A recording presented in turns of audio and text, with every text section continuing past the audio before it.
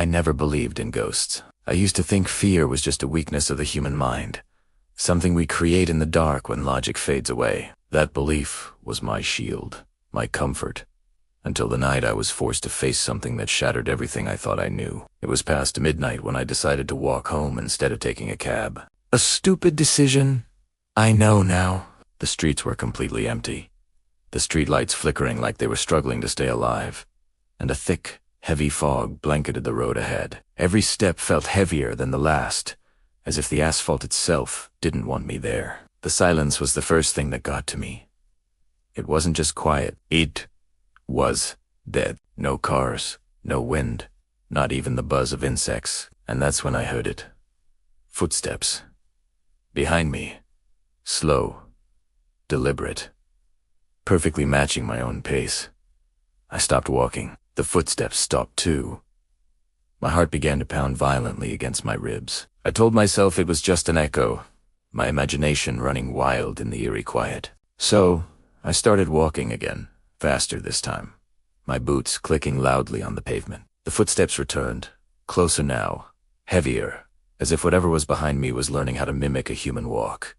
I didn't dare turn around. I was too afraid of what I might see, or worse, what I might not see. The air suddenly grew ice cold, so cold that my breath turned into a visible cloud in front of me.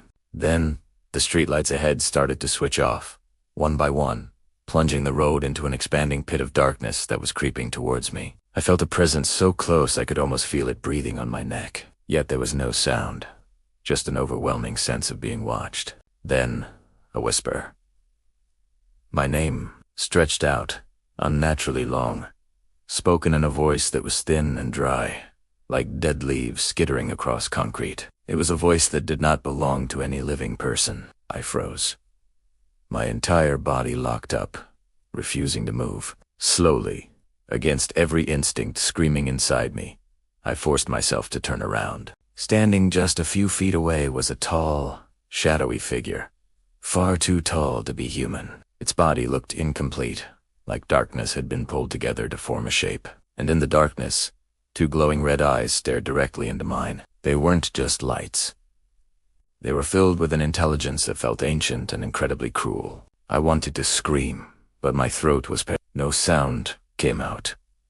The figure didn't walk, it glided toward me, its form hovering just above the ground. As it got closer, my vision started to blur. My ears rang, and a flood of images and feelings that weren't mine crashed into my head. I saw Pisces people, screaming, running, dying on this very road. I realized then that this place wasn't empty. It was hungry. It was feeding on those who walked it alone. The shadow leaned in, and I felt a horrifying pull on my chest, like it was trying to rip my soul right out of my body. That was the moment I truly believed I was going to die. But suddenly a loud, jarring sound echoed through the street, like metal scraping hard against stone. The shadow recoiled instantly, its red eyes flaring with what looked like anger. The streetlights flickered back on all at once, and the crushing pressure on my chest lifted. I collapsed onto the road, gasping for air. When I dared to look up again, the figure was gone. The fog was clearing, as if nothing had ever happened. I scrambled to my feet and ran. I ran all the way home and didn't look back once. I didn't sleep that night, or the night after. Even now, months later, I sometimes hear faint footsteps behind me when I'm walking alone. I feel eyes on me from dark corners. I know the truth now, ghosts are real. They exist in the places we forget, where fear grows in the silence.